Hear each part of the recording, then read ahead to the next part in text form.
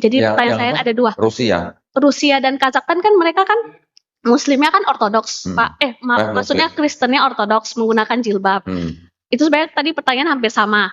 Nah, apakah di situ ada unsur faktor politik? Nah, pertanyaan kedua. Saya menitipkan kepengurusan jenazah saya agar diurus dan dimakamkan sesuai syarat Islam.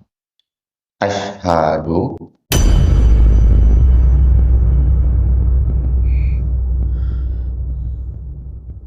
serta saya menitipkan kepengurusan jenazah saya agar diurus dan dimakamkan sesuai syariat Islam.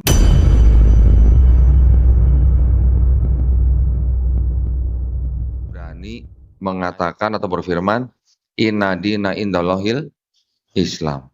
Artinya apa kalau begitu?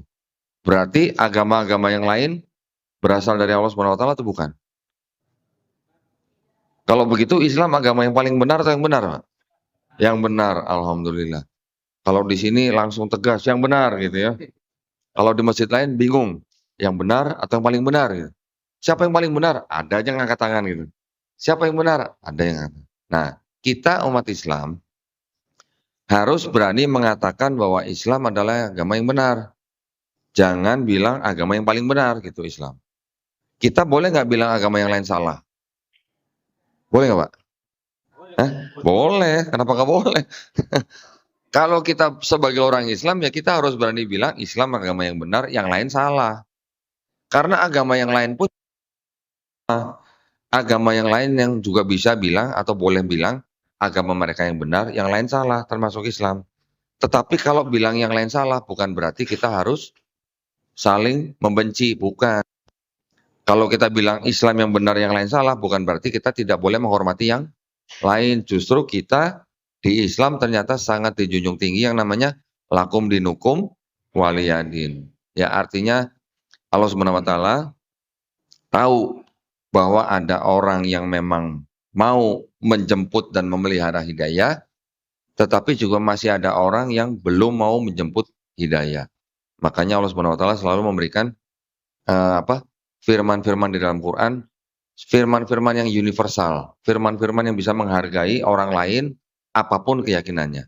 Lah, kalau Allah Subhanahu wa taala mau menjadikan semua manusia di bumi ini muslim, semua bisa nggak?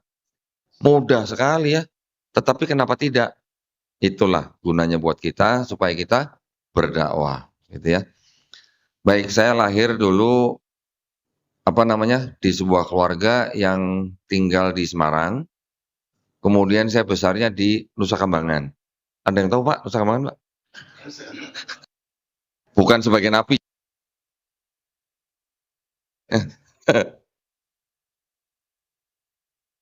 Nusa Kambangan. Saya SMP sampai SMP terus SMA kemudian saya pindah ke Jakarta. Dari kecil saya sudah dibawa oleh mama saya ke gereja. Jadi dari kecil saya sudah dikafirkan oleh orang tua saya. Dalam pandangan Islam ya. Kenapa? Karena di Islam kita juga paham setiap manusia yang lahir sebenarnya apa? Fitrah. Fitrah artinya apa? Ada yang bilang suci, ada yang bilang apa lagi? Bersih. Terus apa lagi? Murni, tanpa dosa. Ada yang lebih tepat lagi. Fitrah dalam hal ini artinya muslim. Muslim adalah orang yang bisanya hanya berserah diri kepada Sang Pencipta. Bayi lahir bisa apa, Bu? Nggak bisa apa-apa ya. Bayi lahir besar kan karena dia dititipkan kepada orang tuanya. Tetapi setiap bayi yang lahir dia adalah fitrah, dia adalah muslim. Orang yang hanya bisa berserah diri kepada Penciptanya. Ketika nanti bayi itu besar, dia mungkin menjadi Yahudi, Nasrani, Majusi, karena orang tuanya. Tetapi ketika orang itu nanti mendengar Islam, dia menerima Islam, bahkan sampai dia masuk Islam atau memeluk Islam, orang itu sebenarnya tidak pindah agama, tapi orang itu kembali ke fitrahnya. Jadi kalau Muslim orang yang berserah diri, Islam artinya berarti berserah diri. Islam selain berserah diri artinya apa? Patuh, taat, tunduk, damai, selamat. Ya. Muslim orang yang berislam. Nah, Islam sering memang boleh dikatakan difitnah gitu ya, menjadi agama yang keras, agama yang teroris misalnya gitu ya. Bahkan dari kalangan tertentu, mohon maaf ini saya bukan menjelekkan suku dan etnis saya sendiri, dari kalangan Tionghoa itu masih banyak orang yang berpikir bahwa Islam itu agamanya orang miskin. Islam itu agamanya orang yang ngemis-ngemis di lampu merah. Kenapa? Karena peninggalan dari penjajah Belanda. Belanda dulu membuat kelas-kelas. Kelas 1 orang Eropa, kelas 2 orang Asia Timur Jauh gitu katanya. Ya, ada orang Cina, India, Arab gitu. Kelas 3 Bumi Putra. Nah, itu pembedaan seperti itu sehingga membuat orang-orang dengan suku ras tertentu yang ada di Indonesia yang waktu itu berada di bawah penjajahan Belanda diadu domba. Sehingga kita punya pandangan atau stigma yang negatif terhadap suku dan ras yang lain. Sampai sekarang masih ke bawah-bawah, masih ada. Orang-orang tua kami yang berpikir begitu, itu tidak tahu atau mungkin tidak ingat gembong-gembong narkoba yang di Meksiko itu agamanya apa gitu misalnya. Ya. Copet-copet yang di Brasil itu agamanya apa gitu. Yang ngemis-ngemis di lampu merah di kota Manila itu agamanya apa gitu. Ya, jadi itu hanya pandangan-pandangan yang mengeneralisasi atau menyamaratakan gitu. Jadi Islam sebagai agama ajaran buat orang Islam itu sudah final, sudah paripurna sebagai ajaran yang sudah disempurnakan di dalam Quran dan Sunnah. Allah Subhanahu wa Ta'ala sendiri sebagai pencipta langit dan bumi, pencipta manusia, sudah tahu kebutuhan kita sebagai manusia. Makanya ada perintah apa? Sholat. Makanya ada perintah zakat. Makanya ada perintah puasa. Kira-kira kalau buat adik-adik nih, sholat itu kewajiban atau bukan? Kewajiban. Kalau buat bapak-bapak, kewajiban atau bukan, Pak? Kebutuhan. Alhamdulillah. Bapak ini udah, Masya Allah, berarti sudah berpikirnya bahwa sholat itu adalah kebutuhan kita. Kalau orang masih pikir kewajiban, kadang-kadang masih suka lalai gitu ya. Tapi kalau kebutuhan, nyari nggak? Nyari nggak kalau kebutuhan? Nyari. Beras juga kebutuhan kita ya, dicari. Kalau sholat sudah jadi kebutuhan kita, kita yang nyari sholat Pak ya. Alhamdulillah. Nah, kenapa sholat? Kadang-kadang kalau buat saya seperti orang seperti saya, yang waktu itu baru masuk Islam, memahami sholat sebagai hukum atau aturan yang diturunkan dalam agama itu nggak sebentar gitu ya. Kenapa kita manusia butuh sholat? Nah, ternyata seperti Bapak tadi jawab, kebutuhan kita. Ternyata Allah Subhanahu wa Ta'ala memerintahkan sholat karena Allah Subhanahu wa Ta'ala yang paling tahu badan kita, tubuh kita. Tubuh kita yang butuh sholat. Jadi kalau ibu-ibu mungkin di luar ada yang les yoga gitu, sebenarnya sama gitu Bu dengan sholat ya. Alhamdulillah. Jadi kita harus memahami hal itu supaya kita selalu ingat akan kebutuhan kita, baik itu sholat, zakat, dan puasa, sehingga kita menjalankan Islam dengan ringan, tanpa ada yang baru juga sholat, ini udah azan lagi gitu. Ada yang begitu nanti ya, bisa begitu ya. Mudah-mudahan kita tidak seperti itu. Nah, saya akhirnya menjadi seorang Kristen yang cukup taat waktu itu, sampai saya berkeluarga, sampai punya anak. Saya menjadi jemaat Kristen yang taat, cukup taat, dan rutin membayar yang namanya perpuluhan. Ada yang tahu Pak perpuluhan? Perpuluhan tahu Pak? Tahu ya. Perpuluhan itu seperti zakat, cuman kalau di Kristen bayar tiap bulan. 10% dari penghasilan kita. Gede nggak Pak? Gede Pak, lumayan Pak. Kalau gaji kita 200.000 bayar 20.000, wah masih enteng Pak ya. Kalau gaji kita 2 juta bayar 200.000 gimana? Ya masih rela lah. Kalau gaji kita udah 25 juta Pak, perpuluhannya 2,5 juta, gimana Pak? Rutin loh Pak tiap bulan loh. Nah, jadi ketika saya telat bayar perpuluhan sekali, karena orang tua mama saya masuk rumah sakit, gereja langsung telepon, halo Pak Doni sehat? Mungkin sudah jatuh tempo Pak. Tagihan Fortunernya gitu mungkin ya. Nah, jadi saya adalah dulu jemaat gereja yang taat. Ketika tahun kira-kira 2012 ya. Saya qadarullah waktu itu di handphone saya ada sebuah video atau di YouTube ya. Videonya almarhum Syekh Ahmed Didat. Ada yang pernah tahu? Syekh Ahmed Didat. Gurunya Dr. Zakir Naik ya, kalau yang tahu ya. Waktu itu saya menonton video itu, saya sebagai orang Kristen, panas saya. Terus terang panas, Pak. Lah orang kitab saya dibongkar gitu, dopok-kopok gitu ya ceritanya ya. Tapi ternyata setelah saya ikutin terus videonya, ternyata apa yang diomongin oleh almarhum Syekh Ahmed Didat itu benar. Jadi lama-lama saya nonton videonya almarhum Syekh Ahmed Didat itu sambil buka Bible sendiri. Nah, apa yang dia katakan ternyata terbuktinya malah ada di Bible. Contoh misalnya, ada ayat-ayat yang plagiarisme. Plagiarisme itu artinya di surat yang satu dengan di surat yang lain itu bisa sama persis, plek sama, identik sama, sampai tanda bacanya. Bukan 1-2 ayat. Kalau di Quran kita juga sering membaca ya, ada ayat-ayat yang mungkin sering diulang-ulang. Contoh seperti di Quran surat Ar-Rahman ya. Kalau itu diulang-ulang untuk penegasan. Tapi kalau di kitab saya waktu itu yang saya baca, sekian belas ayat bahkan sampai puluhan ayat itu sama persis. Jadi itu bukan penegasan. Ya, tetapi itu penulis surat yang A mencontek penulis surat yang B atau penulis surat yang B mencontek penulis surat yang A. Gitu. Itu yang disebut dengan plagiarisme. Nah, ya. Jadi kalau di Bible Kristen itu pengarangnya bukan cuma satu, Pak. Ya, kalau Quran kita semuanya paham, yang mengarang atau yang menurunkan Quran itu adalah cuma satu, Allah Subhanahu wa taala, ya. Yang menulis Quran mungkin banyak, sahabat-sahabat Nabi. Tapi sumbernya satu. Tapi kalau kitabnya Kristen itu pengarangnya banyak. Kurang lebih ada 40 orang. Dalam rentang waktu 1500 tahun, ya. Nah, ketika saya mengetahui hal itu, sudah mulai goyang saya. Yang kedua, almarhum Syekh Ahmed Didat itu bisa membacakan ayat-ayat di dalam kitab saya. Ayat ini fabrication. Fabrication itu apa? Buatan gitu. Ya, artinya tidak, kalau istilah kita nih tidak sahih gitu, Pak. Ya. Ayat dalam kitab ini tidak sahih, artinya tidak otentik gitulah. Nanti ada lagi yang concoction atau disisipkan. Yang tadinya tidak ada menjadi ada.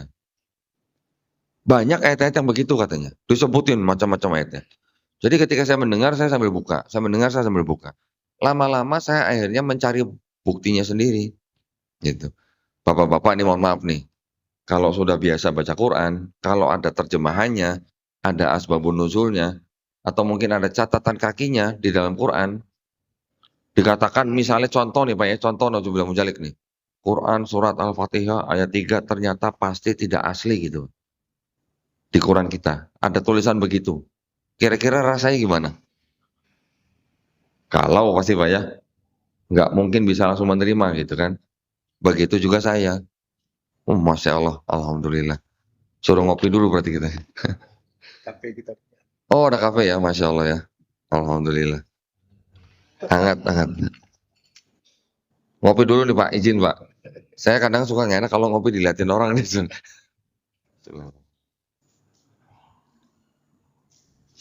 Oh, Masya Allah.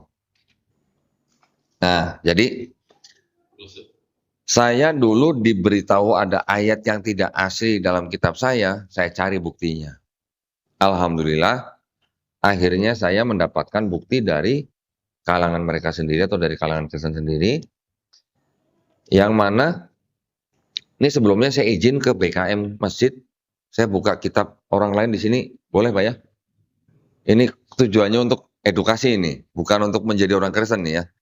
Tapi buat bapak-bapak, ibu-ibu supaya tahu di dalam kitab ini isinya seperti apa, gitu ya.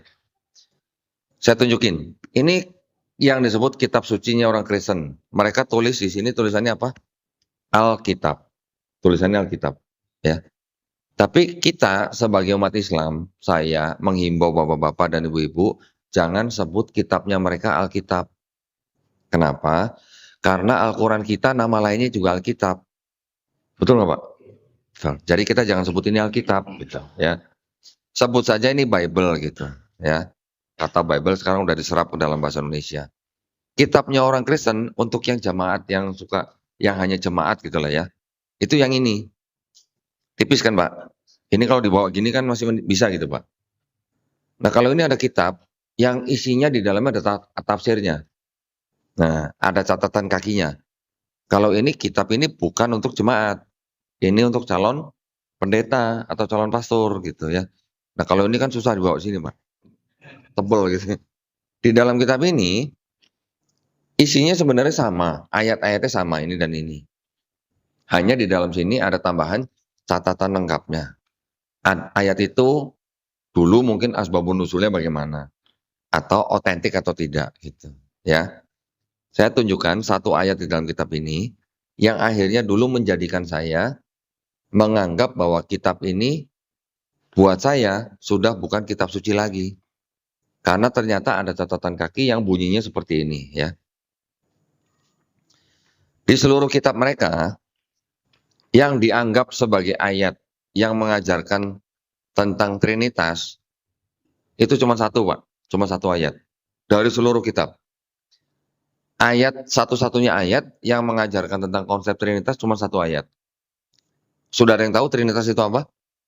Oh belum. Oh nah ini nih, berarti harus kenal dasar-dasar kristologi dulu ya Pak ya. Kalau kita di Islam, konsep ketuhanan kita, mungkin semua agama juga bilang Tuhan Maha Esa ya Pak ya.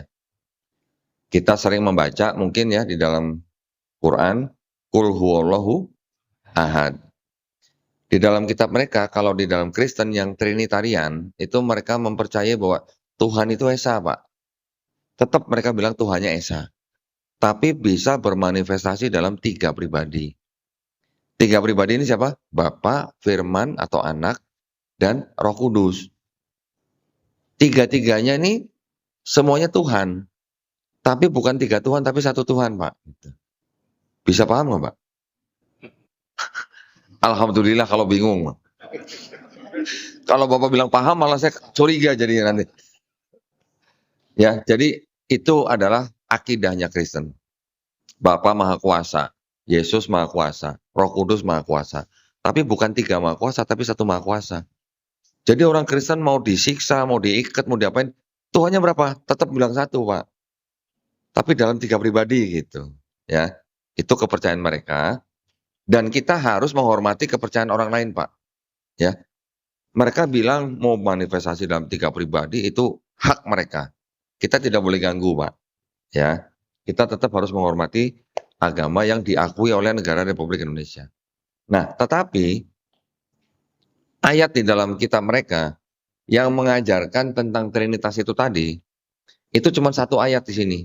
Itu ada di dalam surat 1 Yohanes pasal 5 ayat 7. Bunyinya begini. Ada yang mau bacain nggak, Dek? Hah? Sini Mas, bacain Mas. Boleh sini bacain.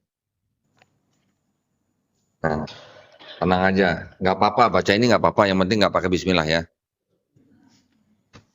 Nih, 1 Yohanes 5 ayat 7 dari mulai sini. Sebab ada 3 yang memberi kesaksian di dalam sorga, Bapa, Firman, dan Roh Kudus, dan ketiganya adalah 1. Sebab Bapa, Firman, dan Roh Kudus, dan ketiganya 1. Gitu ya.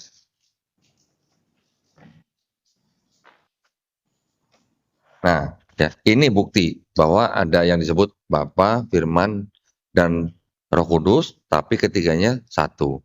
Terus, kemudian apa lagi? Dan ada 3? Dan ada 3 yang memberi kesaksian di bumi. Oke, sampai di sini ya. Di sini ada keterangan nih Pak. Catatan kaki namanya. Ayat 7-8. Dari kalimat di dalam surga sampai di bumi ada keterangannya begini. Bagian ayat ini apa? Bagian ayat ini tidak terdapat dalam naskah-naskah Yunani yang paling tua dan tidak pula dalam terjemahan-terjemahan kuno, bahkan tidak dalam naskah-naskah paling baik dari Vulgata. Bagian ini kiranya aslinya sebuah catatan di pinggir halaman salah satu naskah terjemahan Latin yang kemudian disisipkan ke dalam naskah-naskah oleh penyalin dan akhirnya bahkan disisipkan ke dalam beberapa naskah Yunani. Apa tadi? Disisipkan. Disisipkan. Terus?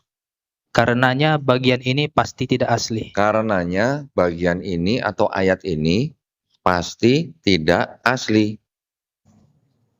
Kalau tidak asli itu kata lainnya apa? Palsu. Nah, udah, makasih Mas.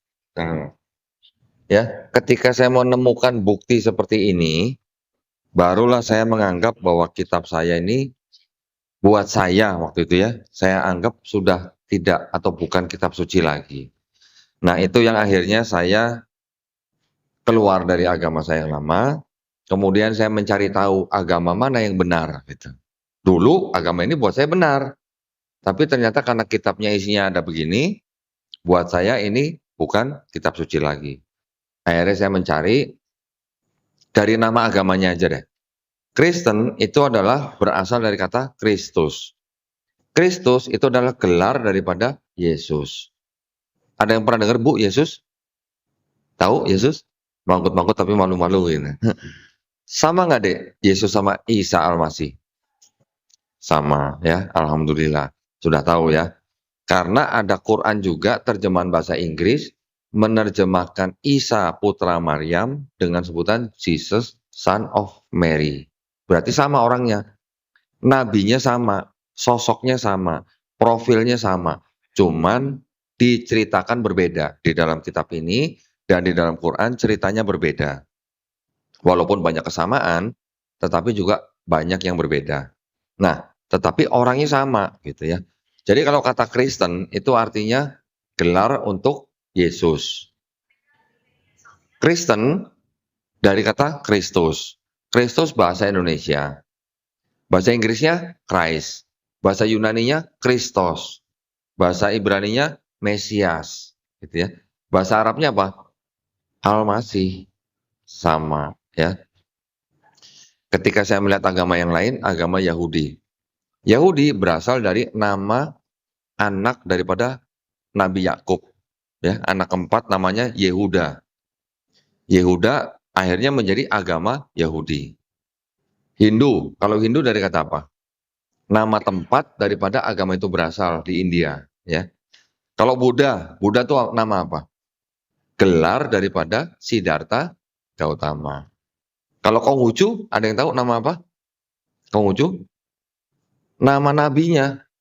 Jadi agama Konghucu diambil dari nama nabinya. Ketika saya mulai ke Islam, loh Islam itu apa? Bukan nama orang, bukan gelar orang, bukan nama tempat. Tapi artinya apa? Berserah diri. Kok yang ini gelar orang, ini nama tempat, ini nama orang. Yang Islam kok berserah diri, disuruh berserah diri gitu. Nah ini ada sesuatu yang beda sendiri gitu lah. Nah ternyata setelah saya pelajarin, Islam itu mengajarkan apa? Tidak ada rasis, ya, tidak ada perbedaan. Orang tidak bisa milih dia mau jadi lahir orang sipit atau orang belok, atau rambutnya keriting atau rambutnya lurus, kulit putih atau kulit merah. Tidak ada perbedaan, ya. Nah, ketika saya mulai mempelajari Islam, ternyata di dalam Quran, setelah saya juga menonton video-videonya Dr. Zakir Naik, ternyata di dalam Quran hampir ada 1000 ayat yang bicara tentang sains atau ilmu pengetahuan yang ternyata baru dikonfirmasi oleh ilmu pengetahuan zaman sekarang. Kok bisa? 1500 tahun yang lalu, Nabi Muhammad SAW sudah menerima wahyu, Quran, sudah ditulis, mungkin orang-orang sahabat-sahabatnya juga nggak tahu persis artinya apa, tapi zaman sekarang ilmu pengetahuan baru mengkonfirmasi. Banyak ya. Ayat-ayat tentang gunung, ayat-ayat tentang laut, ayat-ayat tentang mungkin lebah, atau mungkin ayat tentang awan dan sebagainya. Dari 1000 ayat yang ada di Quran, kira-kira 80% itu sudah dikonfirmasi oleh sains. Sudah benar gitu, terbukti benar gitu. Ya. Yang 20% belum terbukti benar, tapi juga belum terbukti salah. Insya Allah nanti dengan ilmu probabilitas, insya Allah akan terbukti benar. Kira-kira mungkin 10 tahun lagi, mungkin 100 tahun lagi, mungkin 1000 tahun lagi, wallahu a'lam. Tetapi ketika saya menemukan bahwa di dalam Quran ternyata ada ayat-ayat yang pasti bukan karangan manusia, baru saya bisa menerima. Kalau begitu Quran ini bukan karangan Nabi Muhammad SAW. Gitu ya. Nah, barulah saya masuk Islam tahun 2014. tepatnya tanggal 25 Juli 2014, yang menyaksikan cuma satu mandor saya gitu, anak buah saya gitu Pak. Saya datang ke sebuah pondok pesantren, ketika itu saya datang sore kira-kira jam 7 malam gitu ya. Pak, saya mau masuk Islam. Ustadznya nggak nanya kenapa-kenapa, saya disuruh pulang. Pak Doni pulang dulu, nanti malam pagi ya sebelum subuh, mandi besar katanya gitu. Niatnya begini. Nanti jam 6 baru kembali ke tempat saya gitu. Ya, saya ikutin aja gitu ya. Nggak tahu gitu kan. Bener, besok paginya baru saya datang bersyahadat. Tapi belakangan saya baru tahu setelah saya menerjemahkan video-video debat ya. Waktu itu ada debat-debat yang di Inggris itu saya terjemahkan. Orang-orang di Inggris itu kalau berdebat, ya, Masya Allah, ada yang mau bersyahadat. Alhamdulillah, Masya Allah ya. Kita break dulu berarti ini ya. Kita segerakan orang yang mau bersyahadat. Ya, karena kebaikan kita tidak boleh tunda-tunda ya. Silakan mungkin bisa dibawa ke dalam orangnya. Ya, dibawa aja. Ya. Alhamdulillah, Allahu Akbar. Ada? Bawa aja kita. Ya, bawa.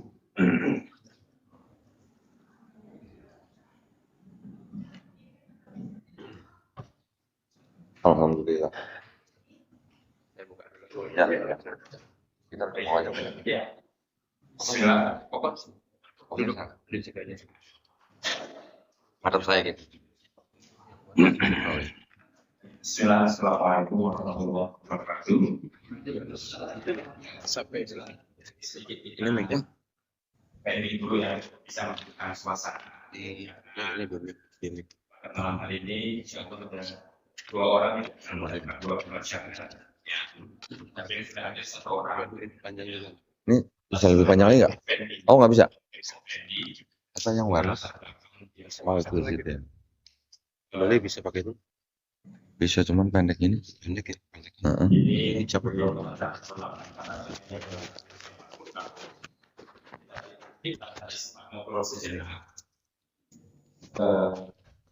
Misalnya kata cewek, bisa kita jawab kayak gitu kan? Karena perempuan tidak. Ternyata alhamdulillah beliau bekerja di lingkungan yang banyak muslimnya. Yang ternyata dari aktivitas tersebut sedikit banyaknya mendapatkan pencerahan tentang keislaman. Mungkin perilaku kebaikan dari orang-orang Islam itu sendiri membuat beliau akhirnya tertarik untuk memeluk agama Islam.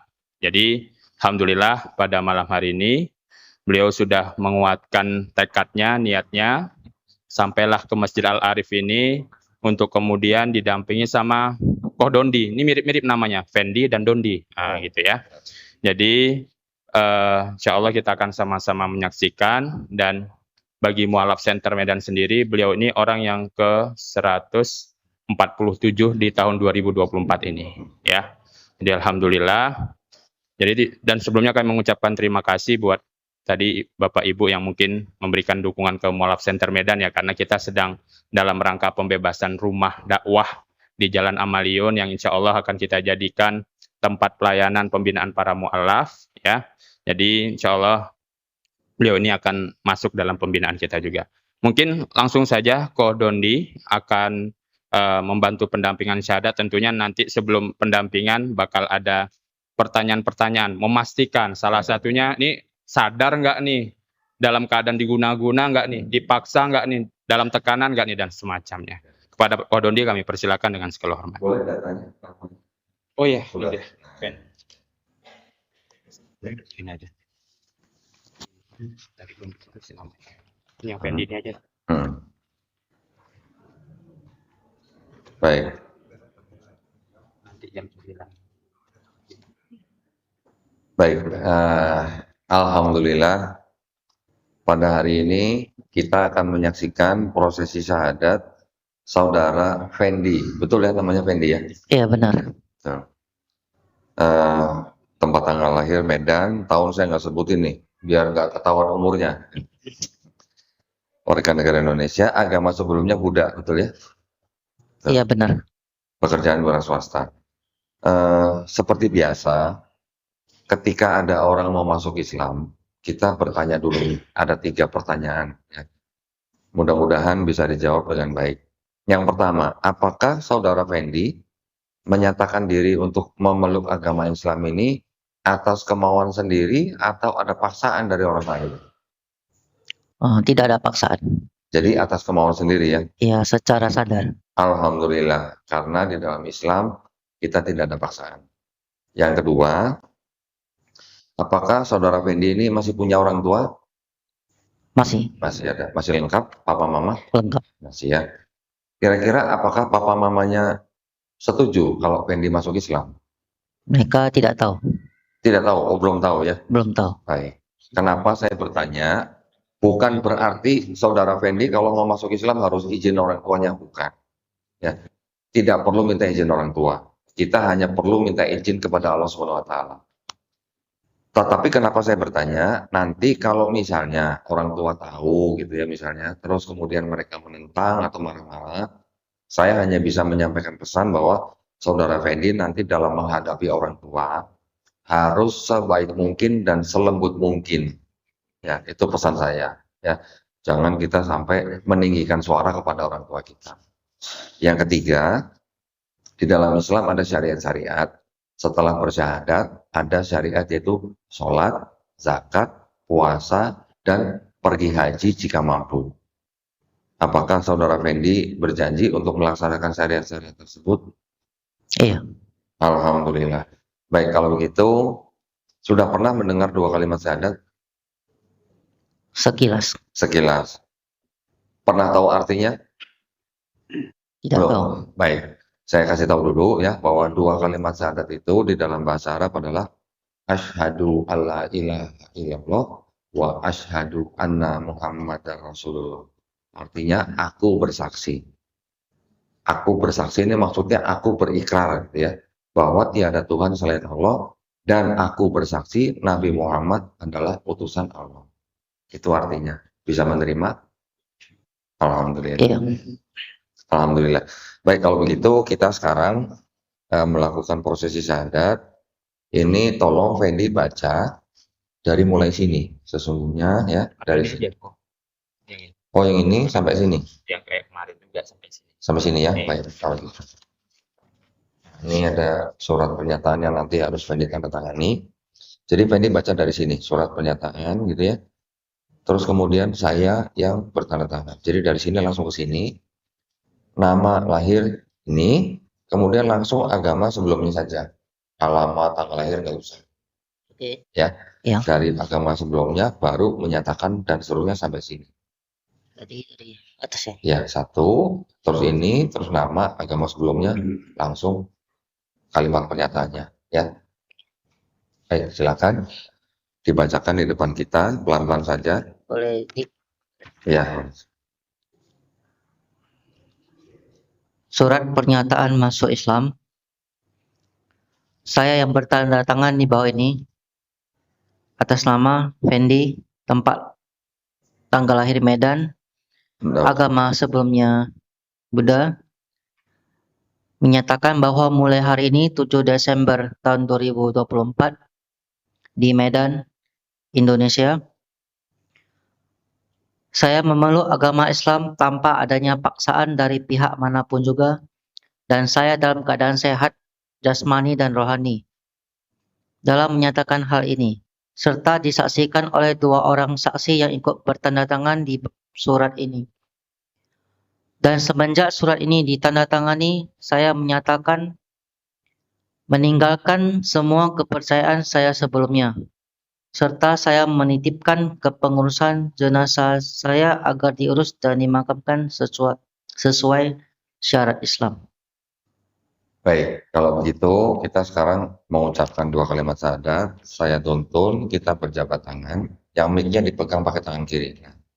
Ya, ya. Bismillahirrahmanirrahim. Asyhadu alla ilaha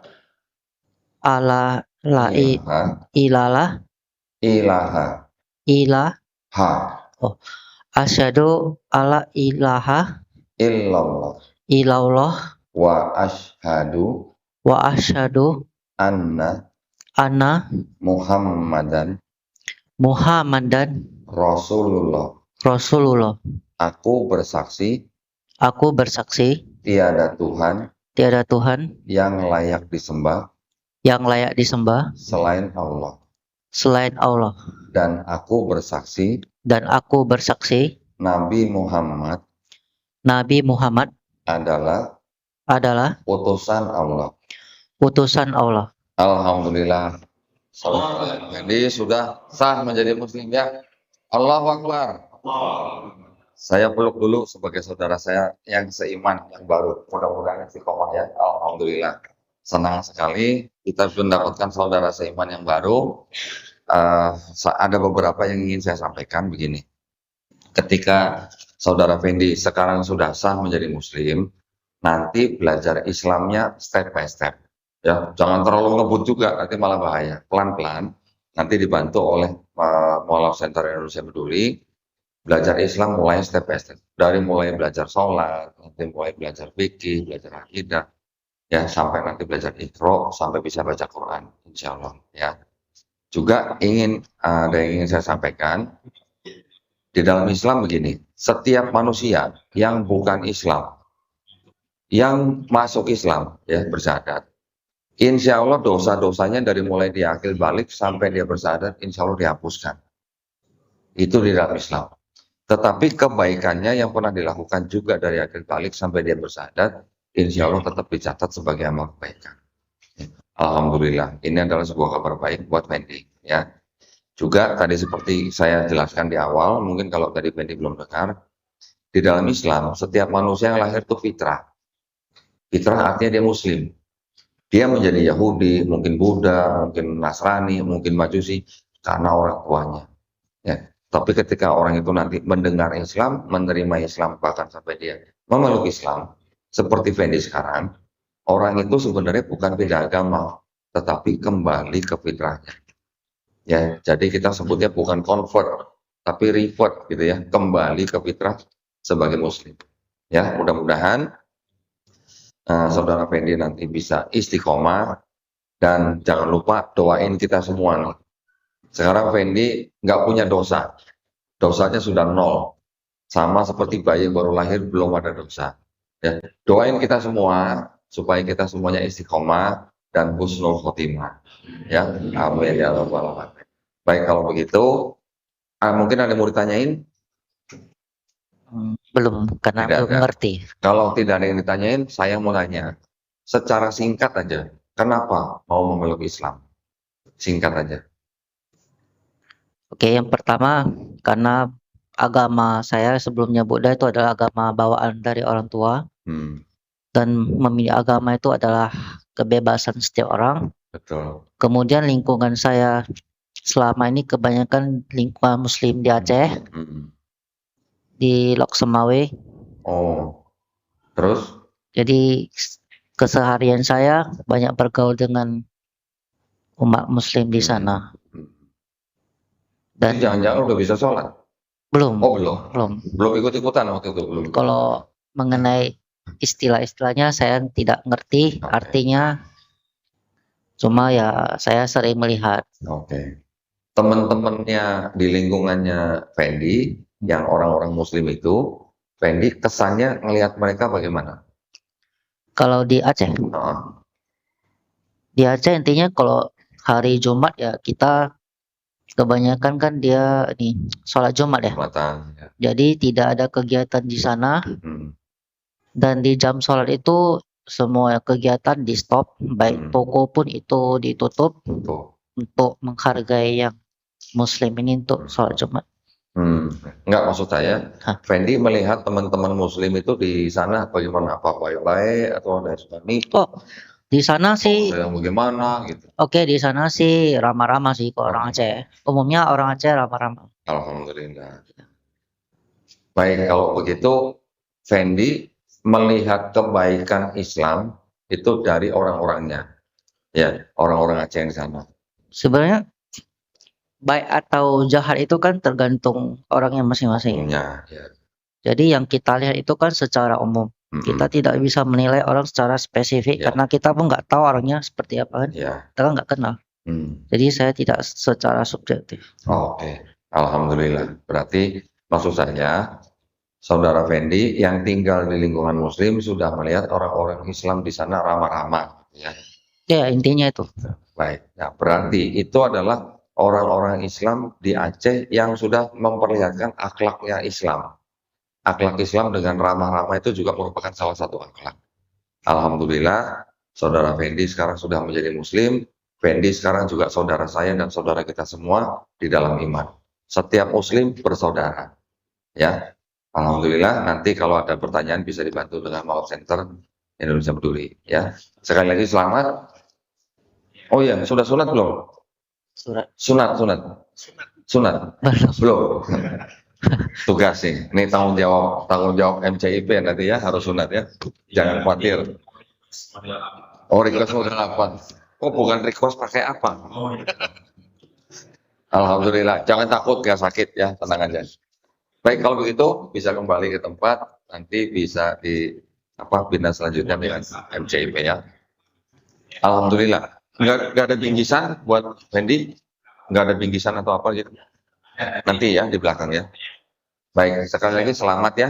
Mudah-mudahan. Ngobrol di luar ya. Baik.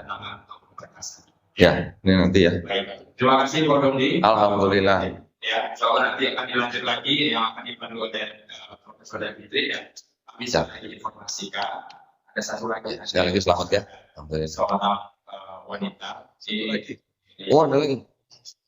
Ada lagi. Masya Allah. Alhamdulillah. Nanti kok. Hah? Nanti. Oh, nanti. Lebih dalam perjalanan. Oh, oke. Beliau akan Baik. ya, walaupun malam dan jauh dari lokasi kerjanya tetap mengusahakan Ya. dan Masjid Al-Arif ini untuk berdamping bersama. Mungkin kurang lebih 15-20 menit lagi akan sampai ke Masjid Bina, usianya 25 tahun saya sudah Aja dia interaktif kan. Ya. Allah kalau kita bersama dan di antara kita juga ada yang mendengar kajian ini di perangkapan non muslim. Kegiatan ini bisa menghadirkan hidayah bagi yang mau tahu siapa orangnya. Insya Allah Langsung aja sih kebaikan kita dengan akhlak juga kita dudukkan sebagai pribadi muslim. Mudah-mudahan ya kita beliau untuk mengembangkan agama Islam. Baik, langsung kami serahkan kepada terima kasih. Ya. Terima kasih. Bismillahirrahmanirrahim. Assalamualaikum warahmatullahi wabarakatuh. Bapak-bapak, ibu-ibu, anak-anak sekalian, atas nama BKM Masjid Al-Arif Ya. Kodondi, Ya. kami mengucapkan terima kasih atas Sama-sama. kesediaan hadir. Alhamdulillah. Kami punya santri di sini. Ya. Jadi sebetulnya kalau saya berpikir ini terutama untuk yang muda-muda ini. Karena semua generasi muda ini tetap terancam dengan murtad ini. Ya. Semua. Kalau yang tua-tua enggak mungkin lagi ya. Nah, jadi memang makanya saya bilang remaja masjid, ya santri kita hadir di sini. Nah, Kodondo ini ahli agama Kristen jadinya, kristolog ya. Ya. Nah, jadi kita kupas ya, tanya sepuas-puasnya gitu ya. Tujuannya adalah untuk meningkatkan akidah kita. Ada saatnya nanti kita jumpa sama kawan kita ya, yang non, kita berdebat. Nah, kalau kalah kita ini risiko. Orang Islam kalau berdebat dengan non, kalau kalah orang Islam, ini risiko jadi murtad. Makanya akidah, salah satunya inilah materi kita malam hari ini ya. Kita masuk ke diskusi ya. Yang pertama saya dulu. Oh ya, boleh Pak. Ya. Segitu banyak ya yang Kodondi masuk ya, yang mualaf kan gitu ya. Itu alasan yang paling sering ya dikemukakan oleh saudara-saudara kita itu apa saja. Baik. Dari sekian banyak alasan yang sering saya dengar ya Pak ya, rata-rata satu mau menikah. Oke. Salahnya di mana kalau masuk Islam dengan cara menikah? Tidak ada yang salah ya. Masuk Islam karena menikah itu hanya salah satu cara untuk masuk Islam. Tetapi yang penting setelah masuk Islam, setelah menjadi Muslim dia menjalankan Islamnya dengan baik. Yang penting itu, Pak. Yang kedua, ini memang agak jarang. Biasanya kalau orang ya, ketika dipelajari Islamnya, rata-rata mereka itu seperti artinya rata-rata yang pertama-tama yang mereka dengar Islam adalah agama yang buruk kesannya, ya. Ada yang bilang teroris, nanti ada yang bilang radikal dan sebagainya. Tetapi setelah mereka pelajari, ternyata itu semuanya tidak terbukti. Ya, di setiap agama ada teroris nggak? Di setiap agama ada. Sebut aja agama apa, pasti ada terorisnya. Tetapi yang dimaksud dengan teroris itu adalah orang-orang yang berpikir secara ekstrim dan mereka mengambil ayat-ayat dalam kitab suci mereka di luar konteks. Nah, kalau sudah di luar konteks sudah bahaya itu. Ya, jadi rata-rata yang begitu juga menjadi alasan orang akhirnya menerima Islam. Oh, bahwa ternyata di Islam tidak pernah ada ajaran untuk membunuh manusia. Bahkan di Quran disebutkan orang yang membunuh manusia tanpa alasan itu sama juga dia membunuh seluruh umat manusia. Tetapi orang yang menyelamatkan manusia juga karena dia memang niatnya menolong, seperti juga dia menyelamatkan semua umat manusia. Iya. Begitu. Baik, Ya, Dodi, terima kasih ya. Pembukaan dari saya. Silakan bapak-bapak, ibu-ibu sekalian, para santri, silakan ditanya sama Kodondi. Beliau ini ahli kristologi gitu ya, Kristen ya gitu. Ya, silakan. Saya kanan dulu. Yang mana duluan tadi? Yang kiri dulu. Baru bapak nanti ya. Ya, silakan namanya deh, Pak. Waalaikumsalam. Saya Ahmad. Ya, saya bermakna sini, Pak. Saya dari Oh ya, insyaallah. Oh. Alhamdulillah.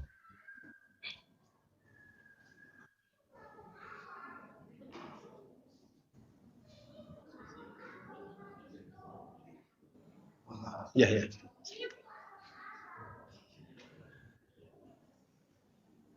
Saya ini sudah lama mati. Alhamdulillah.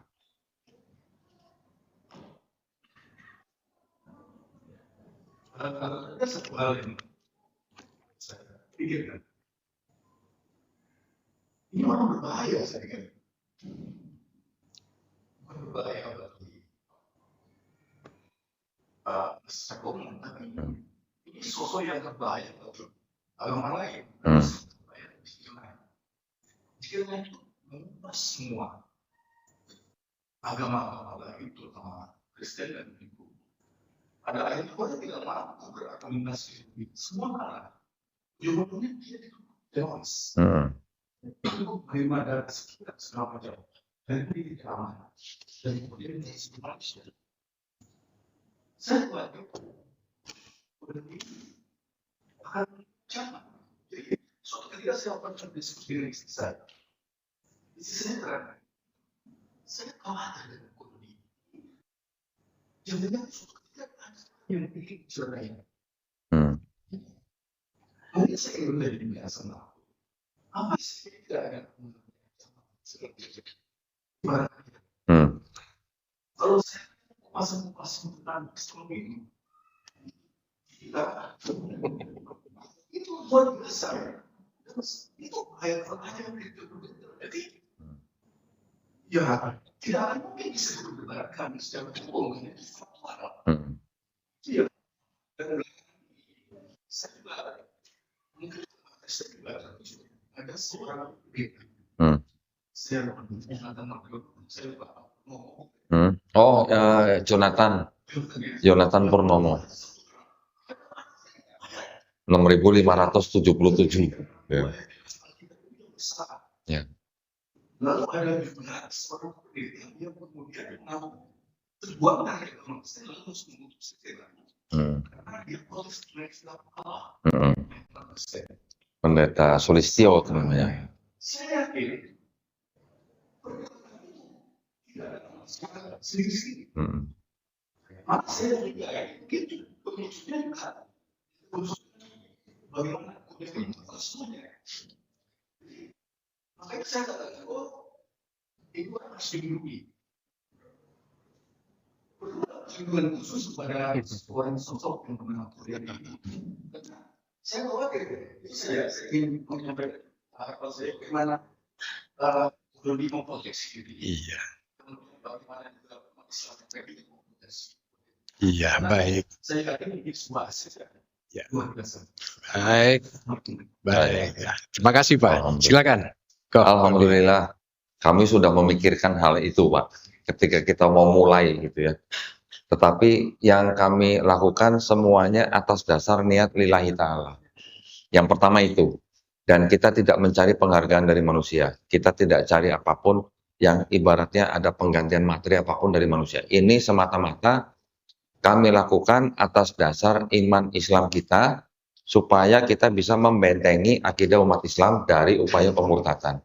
Karena saya bergabung di sebuah yayasan, yaitu Yayasan Pembina Mualaf at-Tauhid yang berpusat di Surabaya, ya kami merumuskan bagaimana caranya kami bisa berdakwah seperti ini secara aman.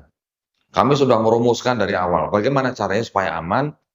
Tentu saja kita harus berdakwah kristologi ini dengan cara yang seilmiah mungkin. Jadi saya tidak boleh ngomong, ngucap tanpa ada tulisan di dalam buku mereka. Karena saya bawa buku mereka, apa yang mereka bisa lakukan pada saya? Tidak bisa. Mereka hanya bisa apa? Mau melaporkan polisi kan nggak bisa juga.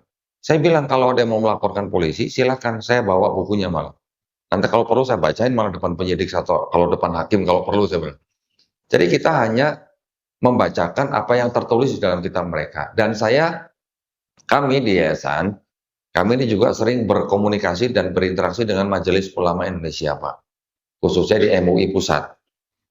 MUI Pusat juga sering menasihati saya, Pak Dondi, kalau masuk ke dalam dakwah ini adalah dakwah yang beresiko. Untuk itu, Pak Dondi tidak boleh menafsirkan kitab suci orang. Ya, itu pesan yang saya terima dari MUI. Maka dari itu, saya harus mencari bukti yang sebanyak-banyaknya supaya saya bisa ngomong dengan ada dokumennya. Jadi, saya tidak boleh menafsirkan kitab suci orang kecuali ada dokumennya. Maka itu kami ya, kalau Bapak tadi menanyakan bagaimana perlindungan, proteksi kami sementara ini sih belum punya tim khusus yang menjaga saya atau bagaimana, enggak Pak. Santai aja, saya lillahi ta'ala aja. Jadi ya, kan ibaratnya kita kalau diapa-apain atau ada gejala di jalan ya kita kan nggak diem aja gitu Pak. Tapi insya Allah kita hanya lillahi ta'ala saja dan kita hanya berserah diri kepada Allah. Ini buat kita dakwah kristologi ini adalah kami anggap sebagai dakwah tauhid. Dakwah yang mengajak orang untuk bertauhid. Tadi saya bilang sama teman-teman, wah kali ini saya ke Medan agak kecewa. Loh kenapa Pak waktu gitu? Kecewa soalnya saya nggak jadi ditemukan dengan pendeta Pak. Awalnya mereka janji mau mempertemukan saya dengan pendeta kan. Ternyata pendetanya mundur nggak jadi gitu. Jadi saya agak kecewa. Saya pengennya gitu Pak. Jadi kita melakukan dialog dengan mereka. Itu tujuannya bukan untuk cari musuh, bukan. Kita melakukan debat dengan mereka tuh supaya orang yang menonton itu bisa seluas mungkin menerima dakwah kita. Saya sudah berapa kali debat dengan pendeta dan karena saya pegang buktinya, dia nggak bisa mungkir gitu. Karena tertulis di dalam kitab dia sendiri gitu. Terlepas daripada mereka mau tetap mempercayai agama mereka itu lain cerita. Itu kita tetap harus menghargai. Kita tetap harus berteman, menjaga persatuan negara Republik Indonesia. Tetapi edukasi itu yang ingin kita sebarkan kepada masyarakat seluas-luasnya. Terima kasih banyak Bapak sudah memikirkan keselamatan kami. Kami hanya bisa menyerahkan kepada Allah Subhanahu wa taala. Itu aja Pak ya. Terima kasih banyak Pak. Baik, terima kasih Ko Dondi. Sayap kanan ya. Silakan. Habis ini ibu-ibu ya. Siap ke pertanyaan. Siap. Bukan Ustadz Pak. Pak Dondi aja atau Ko Dondi aja.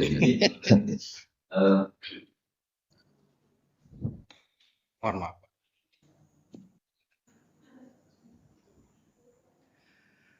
Assalamualaikum warahmatullahi wabarakatuh. Jin Ko Dondi, tadi dari awal penyampaian ada sekilas menyampaikan tentang Trinitas. Izin Kodoni, kami kan secara umum umat Islam ini Trinitas itu biasanya dijadikan oleh pihak Kristen untuk mendakwahkan ke Islam, untuk memurtadkan Islam. Gitu. Bagaimana caranya menangkal atau menyangkal konsep Trinitas itu dengan mudahnya sehingga konsep Trinitas itu bisa kita bahasanya kita counter balik gitu, bahwasanya konsep itu tidak benar gitu. Itu yang pertama, Kodondi. Kemudian yang kedua,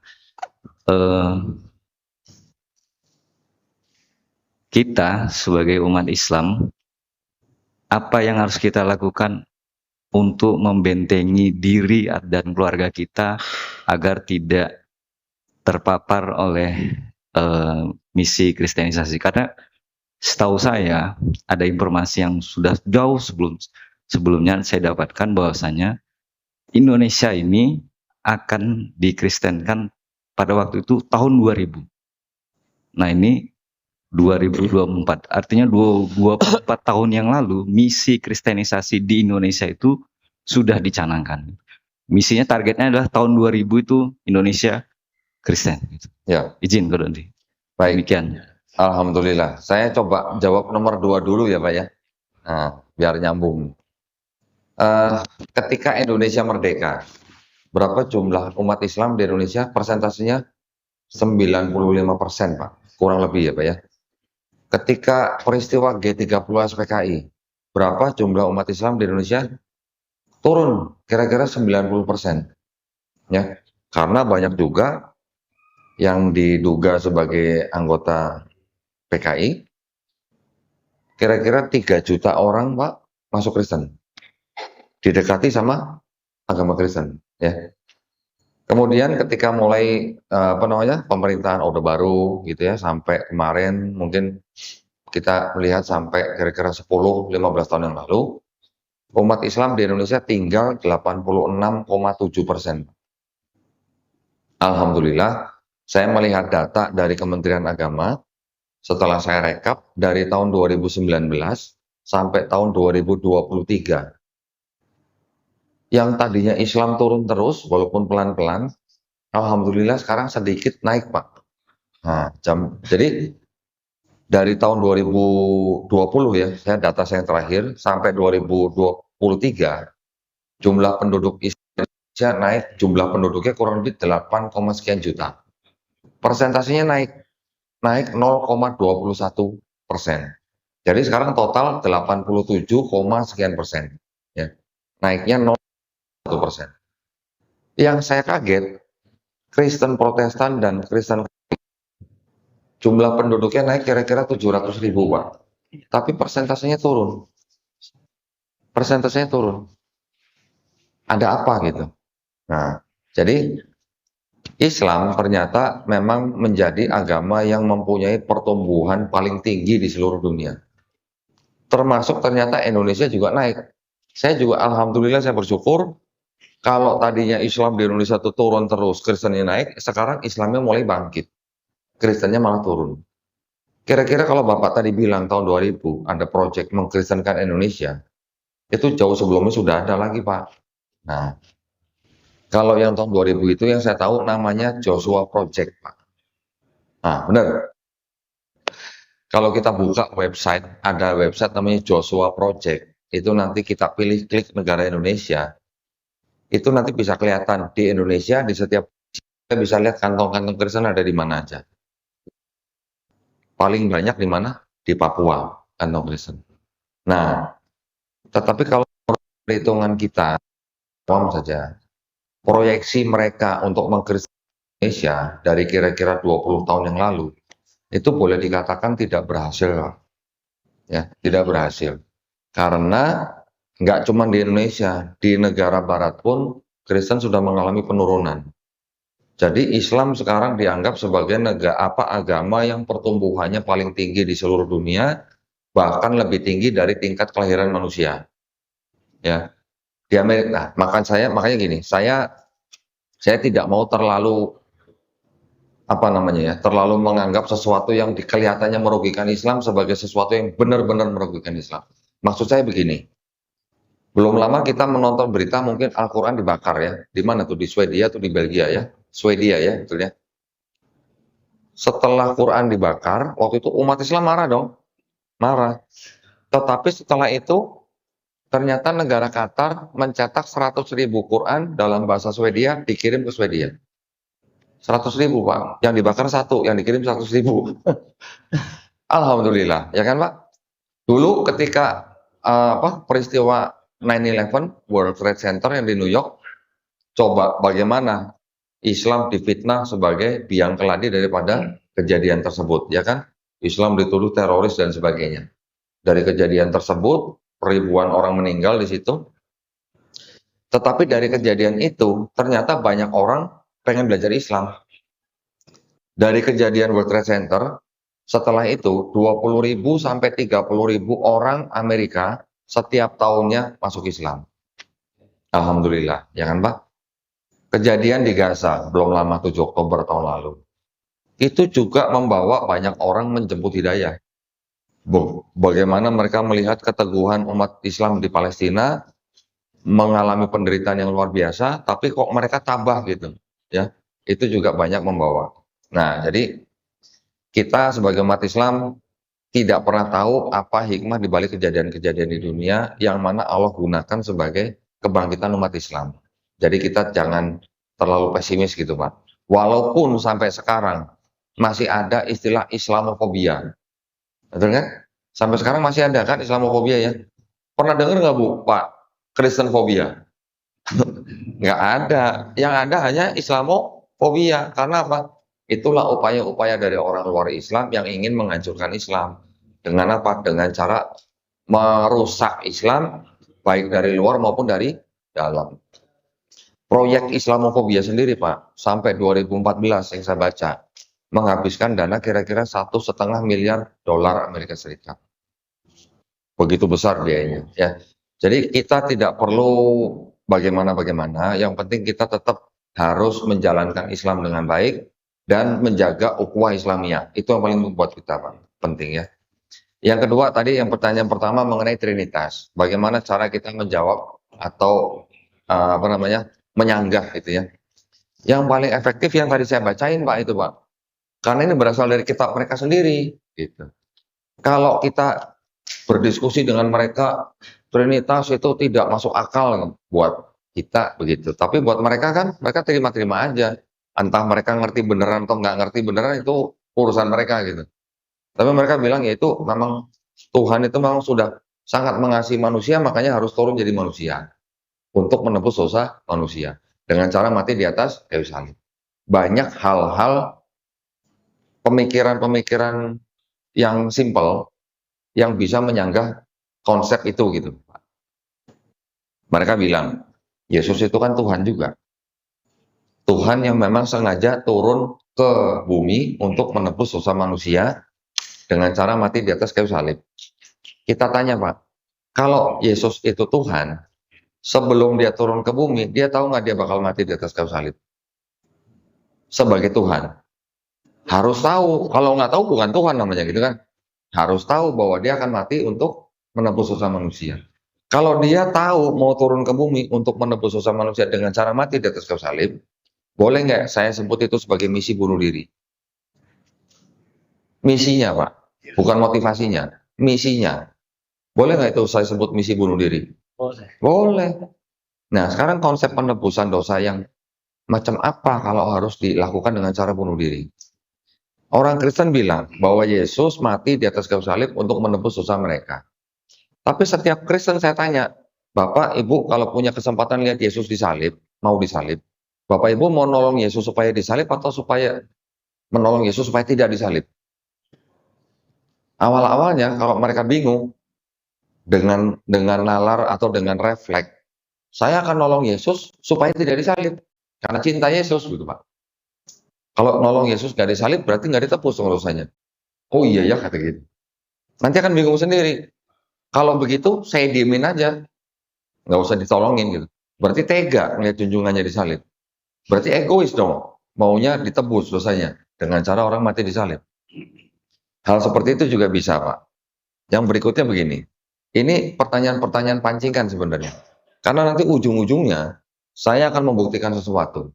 Apa yang akan saya buktikan nanti? Ketika mereka bilang Yesus mati di atas kayu salib untuk menebus dosa manusia, yang nyalib Yesus berjasa apa berdosa buat orang Kristen? Harus berjasa. Yang nyalib siapa? Tentara Romawi.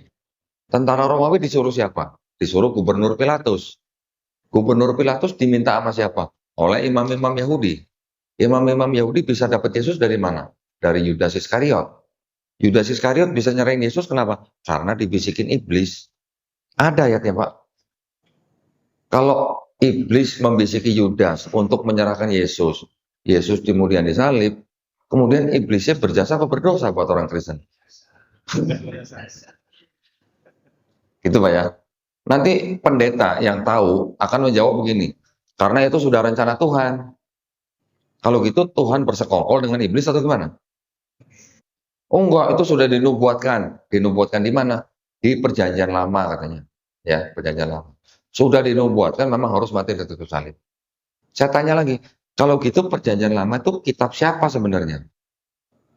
Karena gini, di dalam kitab orang Kristen, ini kan saya bisa bagi dua nih.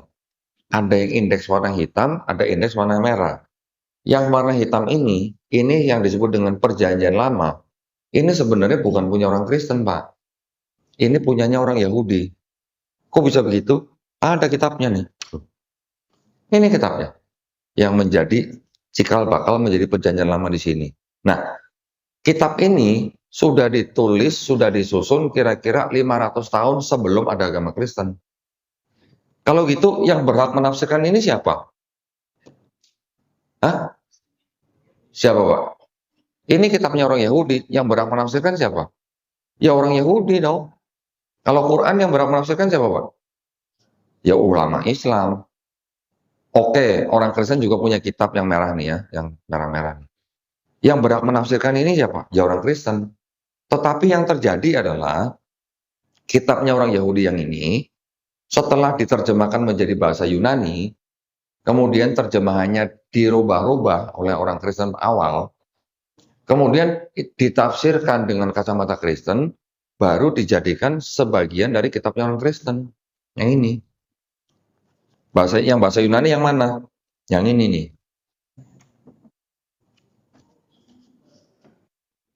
Banyak, Pak, nih, Pak. Tadi pagi mau dibayarin 100 juta nih, Pak. Ini kitab yang terjemahan dalam bahasa Yunani dari kitabnya orang Yahudi yang bahasa Ibrani. Dari Ibrani diterjemahkan ke Yunani, dari Yunani terjemahannya diubah-ubah, baru digabungkan dengan kitabnya orang Kristen. Nah, inilah kitabnya orang Kristen.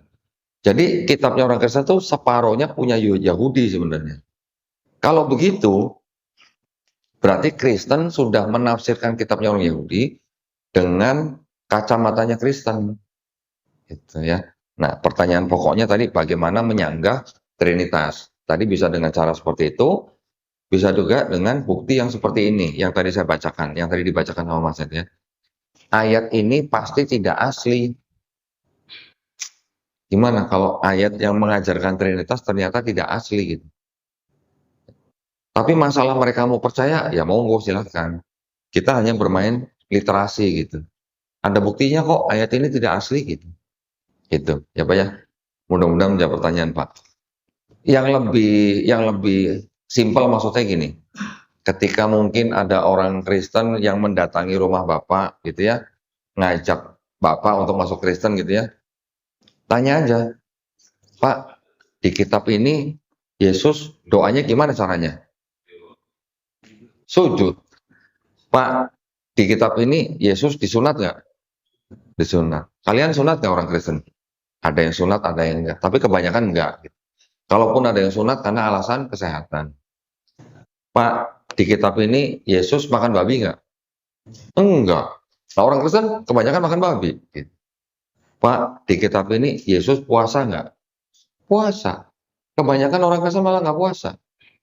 Di kitab ini Yesus matinya dikafanin, Pak. Ceritanya, ya walaupun buat kita bukan Nabi Isa yang disalib ya, kita tidak mempercayai Nabi Isa alaihissalam dibunuh dan disalib.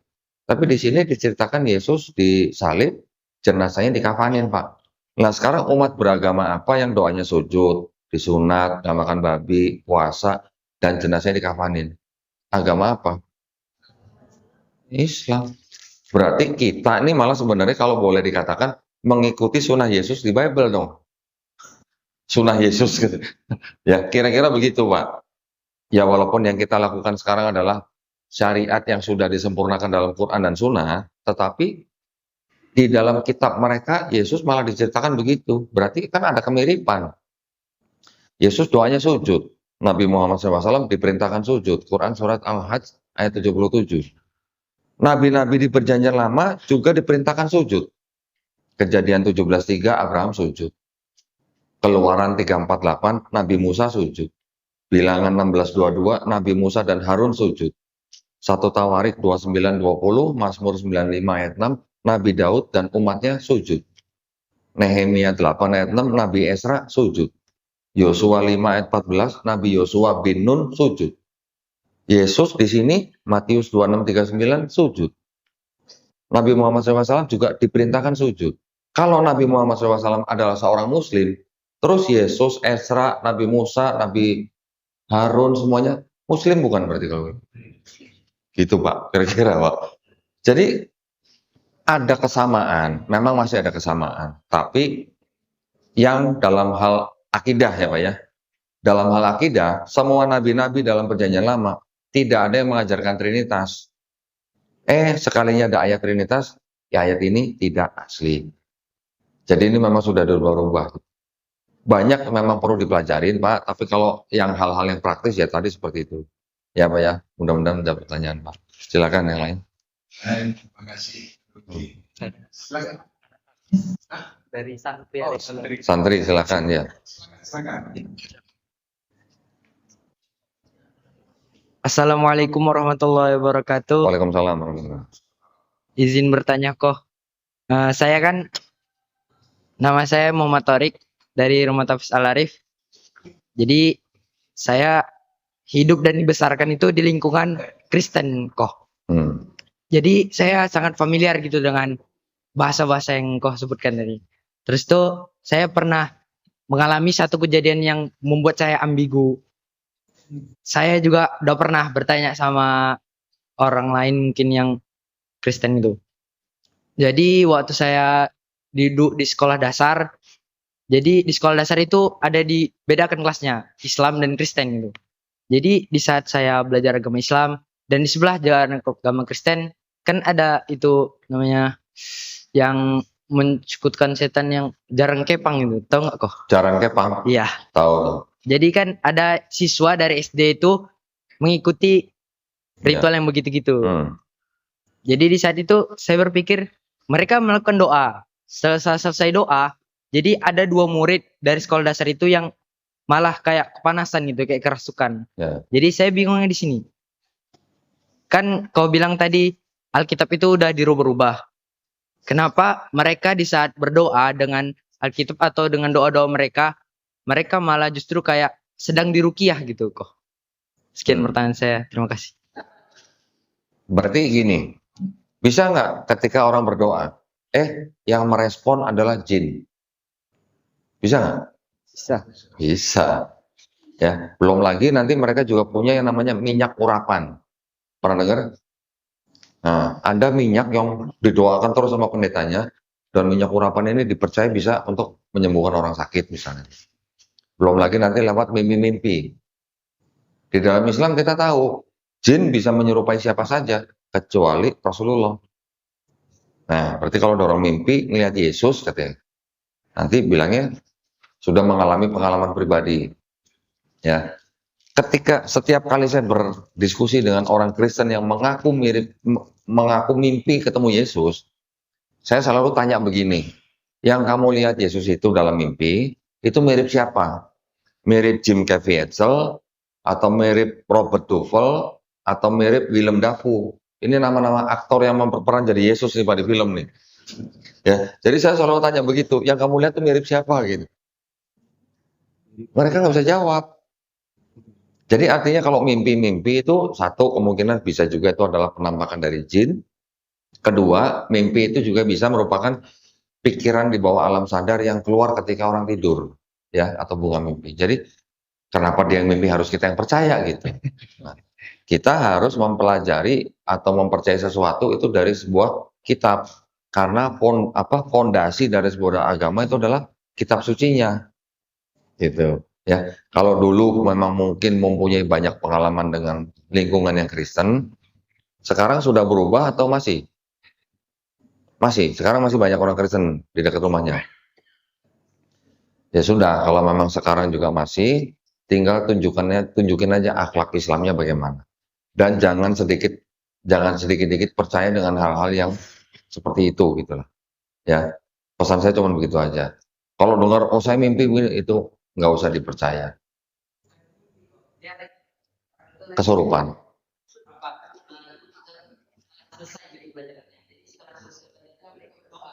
Iya. Iya. Iya bisa aja itu adalah jin. Itu adalah respon daripada jin. Ya, tidak usah terlalu dipikirkan yang hal begitulah. Nggak usah ini. Itu tidak ada hubungan sama sekali dengan kebenaran gitu.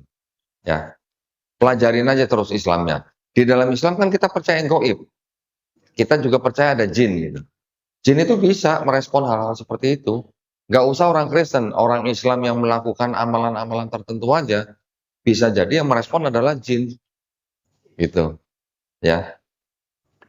Silakan yang lain. Silakan dari ibu lagi. Ini ada. Silakan. Ada Aulia. Oh, santri. Silakan. Ibu santri. Oh, Masya Allah. Silakan.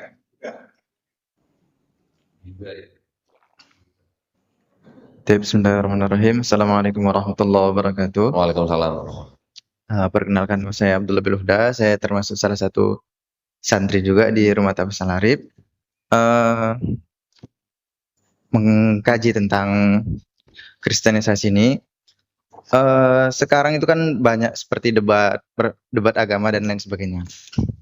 Yang ingin saya pertanyakan, kenapa lebih banyak yang menguasai tentang Kristen itu adalah orang-orang dari orang Islamnya, sehingga dalam perdebatan itu yang lebih menguasai forum adalah orang-orang yang memang beragama Islam, sehingga mereka yang di debat yang dikaji itu kan sebetulnya agama mereka, agama Kristen gitu kan, tapi mereka kalah dalam kajian tentang agama mereka sendiri.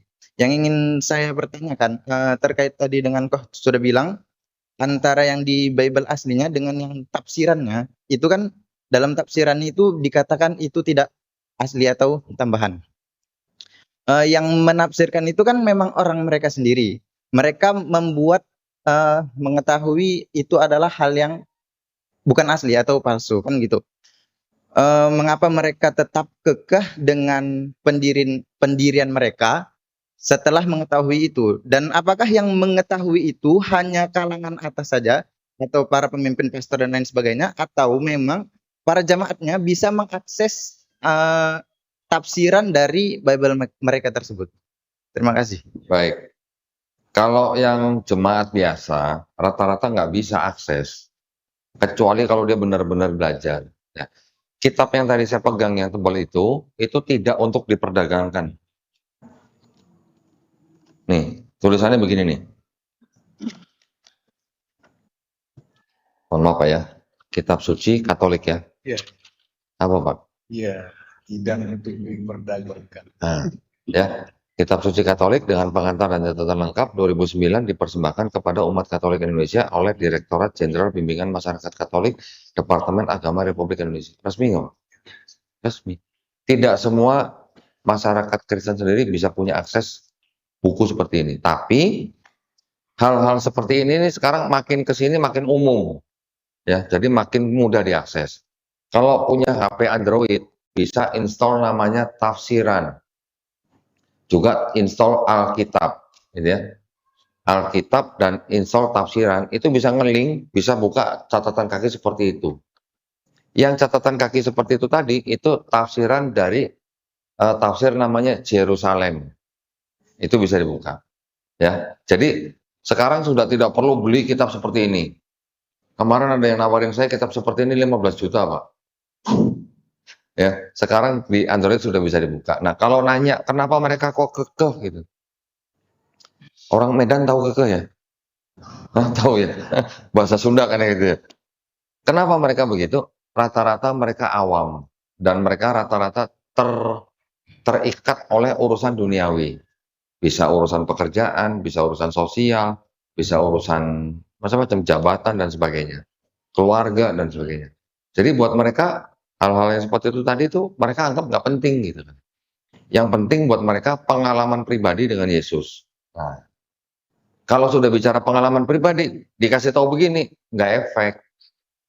Tapi kalau orang yang mau menggunakan akal sehatnya, dikasih tahu begini, pasti mikir gitu.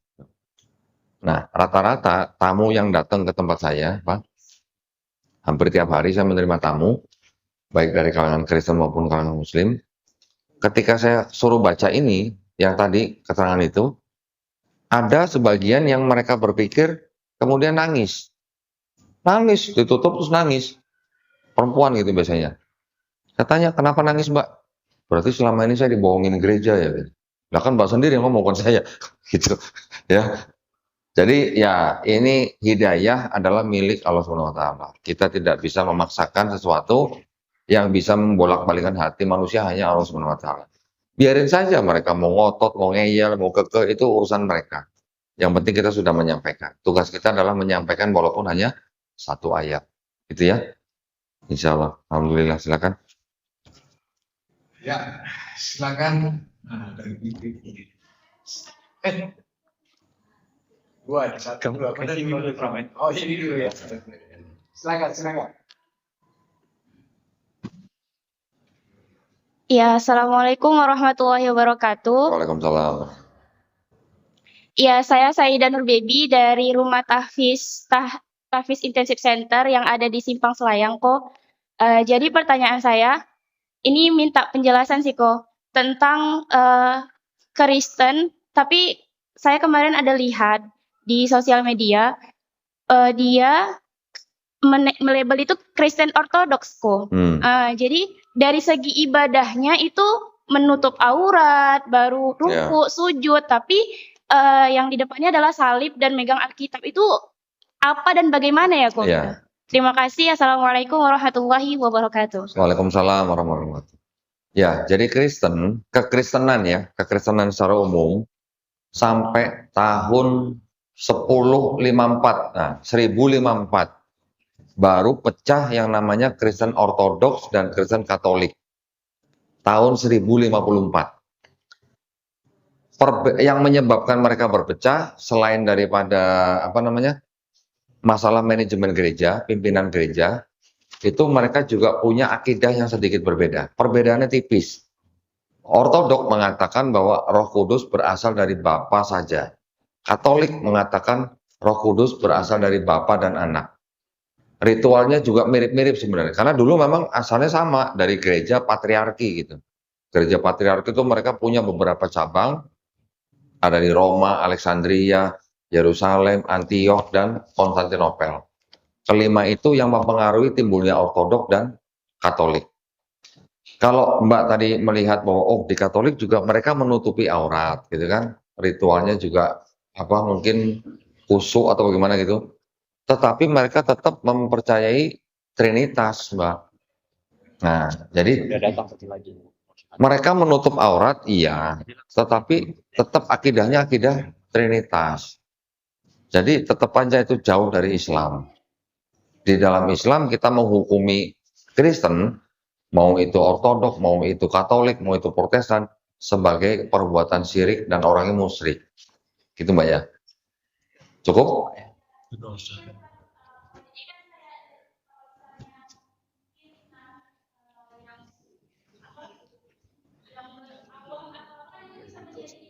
Ya. Betul. Dulu kira-kira tahun berapa ya? Tahun 2000-an.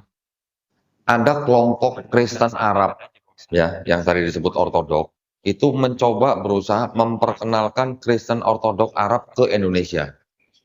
Sekarang tokohnya masih ada, namanya Bambang Nursena. Kalau yang pernah dengar, ada yang pernah dengar ya? Oh, ada Musadat ya? Iya, sebentar ya. Enggak, ini saya hanya memberitahu aja. Jadi ada sebuah lembaga namanya ISCS, saya lupa singkatannya apa. Salah satu petingginya itu sudah masuk Islam, salah satu petingginya. Namanya Ustadz Menahem Ali, kalau pernah dengar, di Surabaya. Beliau adalah dosen di Universitas Airlangga. Alhamdulillah dia sudah masuk Islam dan mereka mencoba memperkenalkan Kristen Arab itu ke Indonesia. Tetapi saya kasih tahu bahwa mau Kristen Ortodok, Katolik atau Protestan, mereka semuanya mempercayai Trinitas. Ya, jadi jangan buru-buru percaya bahwa mereka ingin mendekati atau ingin menyerupai kita Islam, kita yang harus berhati-hati. Ya, mudah-mudahan kita semua dilindungi dari rahmat Allah SWT. Silakan. Ini ada yang mau bersyahadat lagi? Alhamdulillah. Ini kan ada 2 orang lagi yang memualaf ini. Oh, 1. Ya. Tadi ada yang bertanya, ini pertanyaan terakhir ya. Di sini kita tutup diskusi dan silakan.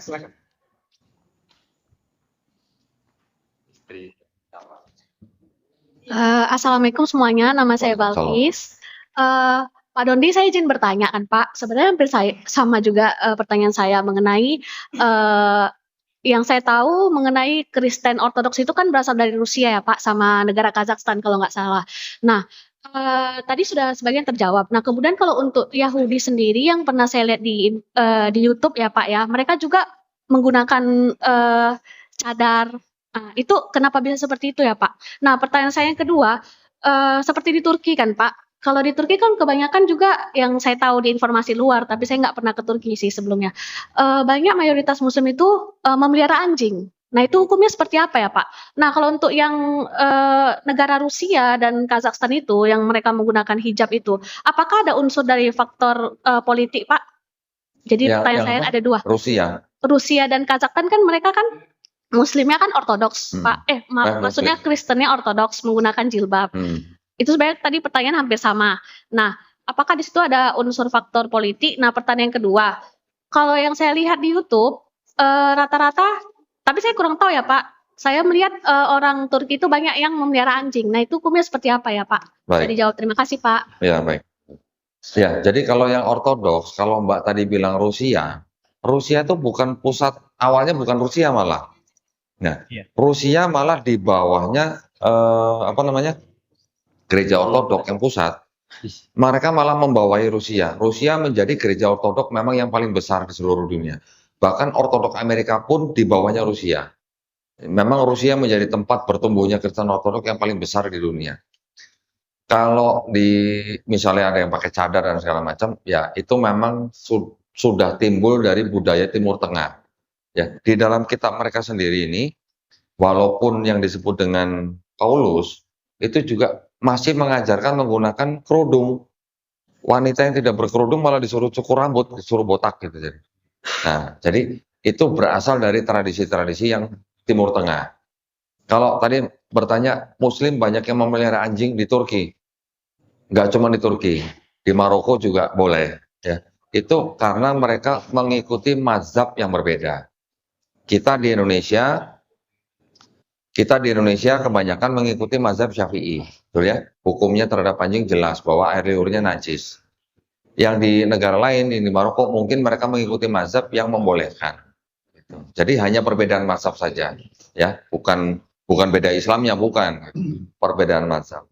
Ya, silakan. Alhamdulillah.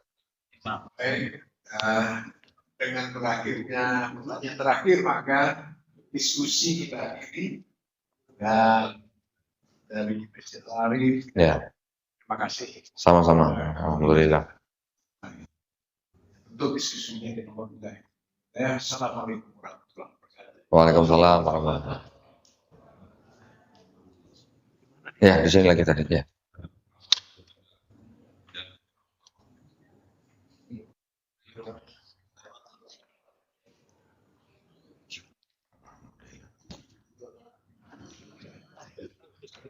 Start. Baik. Tes. Bismillah. Assalamualaikum warahmatullahi wabarakatuh.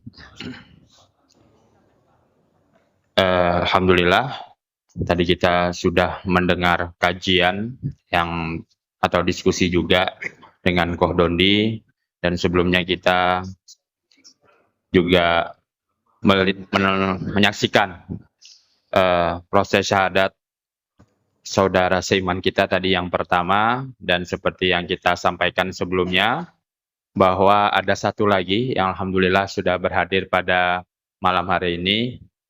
Mudah-mudahan pendampingan syahadat ini menjadi tanda bahwasannya masjid ini penuh dengan keberkahan. Amin. Ya, banyak kebaikan dan tentunya mengalir amal jariah bagi orang-orang yang senantiasa menghidupkannya. Amin. Ya. Jadi alhamdulillah di hadapan kita bersama ada saudara Sinte ya, Hulu ya. Beliau dari Nias, kelahiran 99. Berarti usianya 25 tahun, baru aja pulang kerja ini di Regal. Masya Allah. Ya, di Regal Jalan Adam Malik ya kalau tidak salah. Dengan penuh semangat, beliau tetap meluangkan waktunya karena khawatir besok belum tentu ada umurnya nih. Ya. Jadi alhamdulillah beliau dengan penuh semangat bisa sampai ke Masjid Al-Arif. Padahal rumah di mana ini tinggalnya? Oh, di Adam Malik juga ya. Hati-hatilah nanti kalau pulang ya. Iya, jadi insya Allah kita akan lakukan pendampingan syahadat, kembali akan dibantu oleh Koh Donditan. Mungkin langsung saja Koh Dondi untuk membantu proses pendampingan syahadat ini. Silakan. Ini tolong dicatat. Ya. Baik, alhamdulillah. Allahu Akbar, satu orang lagi masuk Islam. Alhamdulillah. Namanya Sinte. Sinte apa Sinte? Sinte, Pak. Sinte. Asli dari mana? Nias. Dari Nias. Oh, alhamdulillah. Sinte Priska Hulu ya. Iya, Betul Pak. ya. Seperti biasa, saya akan bertanya beberapa hal. Yang pertama, apakah saudari Sinte Priska Hulu ini mau memeluk agama Islam ini atas kemauan sendiri atau ada yang maksa atau merayu gitu? Atas kemauan sendiri, Pak Ustadz. Alhamdulillah, bukan Pak Ustadz. Udah diajak. Ini kodon ya. Yang kedua, orang tua sudah tahu Sinte mau masuk Islam? Orang tua sudah nggak ada. Dua-duanya nggak ada? Iya. Oke, alhamdulillah. Tadi saya cuma bertanya, alhamdulillahnya maksudnya tidak perlu harus bersih tegang gitu dengan orang tua gitu ya. Maksud saya bertanya tadi karena kalau ada orang tua yang menentang, kita hanya bisa menjawab dengan lemah lembut, tidak boleh dengan suara tinggi gitu ya. Bukan alhamdulillah orang tua sudah meninggal, bukan. Yang ketiga, di dalam Islam ada syariat-syariat ya. Setelah bersyahadat ada sholat, ada zakat, ada puasa, ada haji jika mampu. Apakah saudari Sinte Priska Hulu ini berjanji untuk melaksanakan syariat-syariat tersebut? Saya berjanji, Pak. Baik, alhamdulillah. Baik, kalau begitu sudah pernah mendengar 2 kalimat syahadat? Sudah, Pak, tapi masih belum. Nggak apa-apa. Tapi sudah tahu artinya? Belum. Belum. 2 kalimat syahadat itu berbunyi asyhadu alla ilaha illallah wa asyhadu anna muhammadar rasulullah. Artinya aku bersaksi tiada Tuhan yang layak disembah selain Allah dan aku bersaksi Nabi Muhammad adalah utusan Allah. Itu artinya. Bisa menerima 2 kalimat tersebut? Bisa, Pak. Alhamdulillah. Baik, kalau begitu minta tolong Sinte baca dari sini ya. Dari surat pernyataan masuk Islam, kemudian dilanjutkan dengan saya yang bernama ini, nama Sinte, langsung agama sebelumnya apa. Terus dibaca ini sampai sini, baru Sampai kita sini. lanjutkan. Ya, silakan. Surat pernyataan masuk Islam. Saya yang bertanda tangan di bawah ini. Nama lahir Sinte Priska Hulu. Tempat lahir Holi. Tanggal lahir 24 Januari 1999. Alamat Holi Hilimba Bekare, Nias Utara. Agama sebelumnya Kristen. Menyatakan bahwa mulai hari ini Sabtu 7 Desember tahun 2024 di Medan, Indonesia, saya memeluk agama Islam tanpa ada paksaan dari pihak manapun juga, dan saya dalam keadaan sehat, jasmani dan rohani dalam menyatakan hal ini, serta disaksikan oleh 2 orang saksi yang ikut bertanda tangan di surat ini.